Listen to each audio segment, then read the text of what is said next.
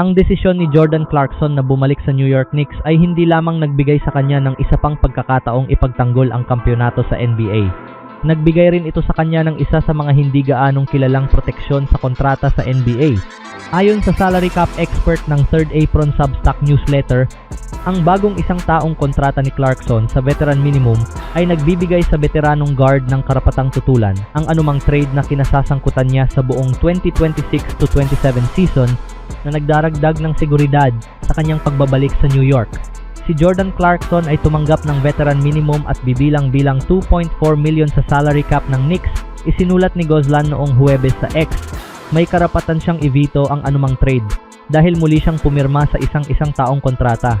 Ang Knicks ay nasa 3.3 million pa sa ibaba ng second apron na may 13 manlalaro at mayroon pa silang puwang para sa isa pang minimum contract.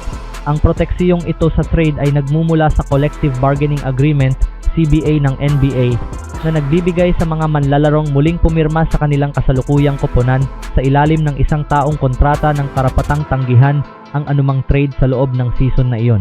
Para kay Clarkson, isa pa itong patunay na pareho ang layunin ng manlalaro at ng koponan nang magsimula ang kanilang negosasyon. Matagal bago opisyal na magsimula ang free agency, ilang beses nang ipinahayag ni Clarkson na nais niyang manatili sa New York. Matapos tulungan ang Knicks na makuha ang kanilang unang kampyonato sa NBA mula pa noong 1973, hayagan niyang sinabi na gusto niyang magkaroon muli ng pagkakataong lumaban para sa isa pang kampyonato kasama ang parehong grupo ng mga manlalaro. Matapos ang panalong nagbigay sa New York ng kampyonato laban sa San Antonio Spurs, nagbiro pa si Clarkson sa loob ng visitors locker room na babalik muli ang Knicks sa susunod na season. Ang karapatang magveto ng trade ay nagbibigay ng mas malaking kontrol sa veterano. Bagamat veteran minimum lamang ang halaga ng kontrata ni Clarkson, may malaking halaga pa rin ang proteksiyong ito sa trade. Kung may ibang kuponan na magpakita ng interes na kunin ang dating NBA Sixth Man of the Year sa kalagitnaan ng season, kakailanganin muna ng Knicks ang pahintulot ni Clarkson bago maisagawa ang anumang trade. Hindi ito nangangahulugang hindi na siya maaaring i-trade. Sa halip, nagbibigay ito kay Clarkson ng kapangyarihang magpasya kung tatanggapin ba niya ang paglipat mula sa kasalukuyang kampeon ng NBA. Batay sa kanyang mga pahayag sa buong off-season kabilang ang kanyang mensaheng run it back matapos muling pumirma sa Knicks, mahirap isipin na gugustuhin niyang iwan ang koponang tinulungan niyang ihatid sa kampyonato ng NBA.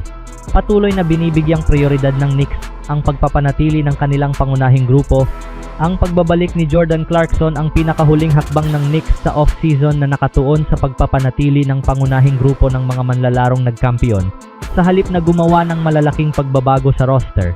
Muli ring pinirmahan ng Knicks sina Landry Shamet at Jose Alvarado habang ibinalik si Clarkson upang makasama muli ang mga pangunahing bituin ng koponan na sina Jalen Brunson, Karl Anthony Towns, OG Anunoby, Mikal Bridges at Josh Hart. Inaasahan din ng New York na magkakaroon ng mas malaking papel si Mohamed Diawara sa kanyang ikalawang season sa NBA matapos magpakita ng magandang potensyal noong kanyang rookie year. Akma rin ang kontrata ni Clarkson sa mas malawak na estratehiya ng Knicks pagdating sa salary cap. Ayon kay Yossi Goslan, ang veteran minimum contract ni Clarkson ay may cap hit na 2.4 million lamang.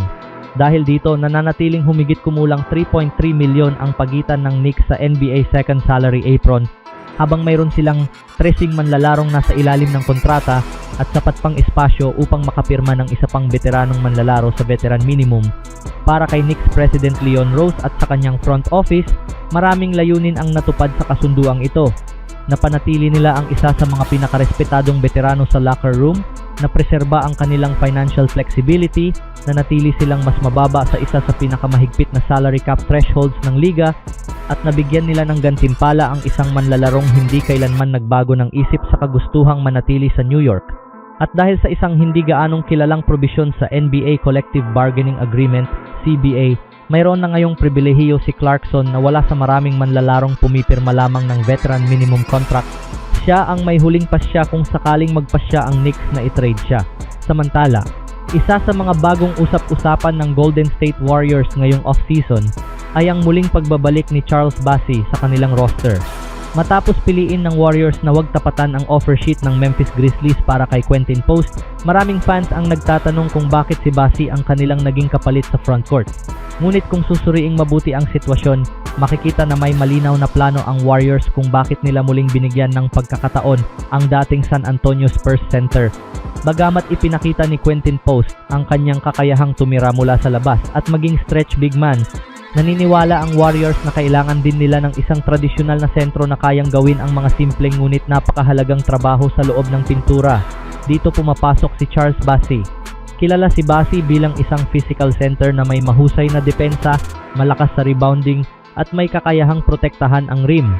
Ito ang ilan sa mga aspeto na nais pang palakasin ng Warriors habang naghahanda sila para sa bagong season. Isa sa pinakamalaking dahilan kung bakit ibinalik ng Warriors si Charles Bassey ay ang kanyang kakayahang magbigay ng depensa sa loob ng paint. Sa nakaraang mga season, naging hamon para sa Golden State ang pagdepensa laban sa malalaking frontline ng ibang koponan.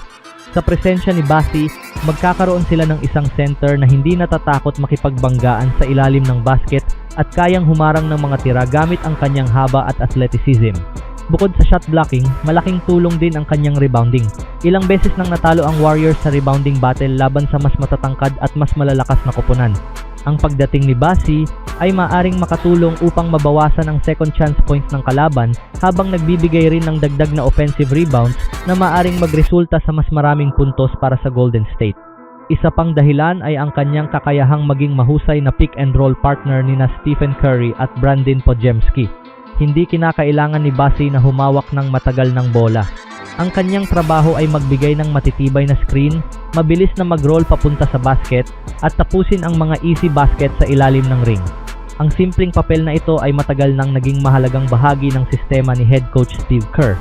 Malaki rin ang maitutulong ni Bassey sa pagpapagaan ng trabaho ni Draymond Green at Kristaps Porzingis. Sa halip na si Draymond ang laging bumangga sa malalaking sentro ng kalaban, maaring si Bassey ang tumanggap ng mabibigat na defensive assignments. Samantala, mabibigyan naman si Porzingis ng mas maraming pagkakataon na gamitin ang kanyang shooting at shot blocking nang hindi kinakailangang makipagsabayan sa pisikalan sa bawat possession. Isa rin sa mga dahilan ng Warriors ay ang mababang panganib sa kontrata ni Bassey kumpara sa malaking halaga na kinakailangan upang mapanatili si Quentin Post. Sa halip na gumastos ng malaki, nakakuha sila ng isang center na may karanasan sa NBA at may pagkakataong umunlad pa sa tamang sistema ng Golden State. Isa itong hakbang na nagbibigay ng mas malaking financial flexibility habang pinapalalim ang kanilang frontcourt rotation. Bagamat maaaring hindi kasing galing ni Quentin Post sa outside shooting si Charles Bassey, may mga aspeto naman ng kanyang laro na mas kailangan ng Warriors sa kasalukuyan.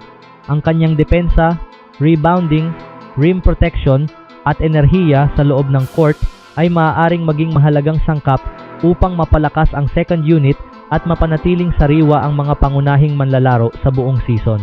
Sa huli, ipinapakita ng Warriors na hindi lamang sila naghahanap ng talento, kundi ng mga manlalarong akma sa kanilang sistema at may malinaw na papel sa koponan.